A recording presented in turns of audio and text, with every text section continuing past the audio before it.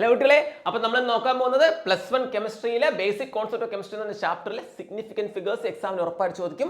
നോക്കുക, 285 എത്ര significant figure ഉണ്ട്? 3 എണ്ണം. കാരണം ഫുൾ നമ്പർ ആയതുകൊണ്ട് എല്ലാ നമ്പറിനെ എടുക്കും. പക്ഷെ 0.03 എത്രയേ ഉള്ളൂ? ഒന്നേ ഉള്ളൂ. കാരണം പോയിന്റിന് ശേഷം വരുന്ന ആദ്യത്തെ നോൺ സീറോ ഡിജിറ്റിന് മുമ്പുള്ള എഡേഴ്സിലുള്ള സീറോസ് ഒന്നും എടുക്കത്തില്ല. അപ്പൊ ഇവിടെ ഒന്നേ ഉള്ളൂ. അതേസമയം 0.0052ലും 2 ഉള്ളൂ. പക്ഷെ 2.005ല് എല്ലാവരെയും സിഗ്നിഫിക്കന്റ് എടുക്കും. 4 ഉണ്ട്.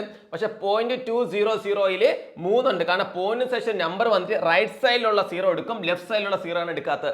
അതേപോലെ 100 എഴുതിയാൽ 100ൽ ഒരു സിഗ്നിഫിക്കൻ്റേ ഉള്ളൂ. പക്ഷെ 100 കഴിഞ്ഞ് ഒരു പോയിന്റ് ഇടുകയാണെങ്കിൽ ഈ മൂന്നിനെയും സിഗ്നിഫിക്കൻ്റ് ആയിട്ട് നിങ്ങൾ കൺസിഡർ ചെയ്യും.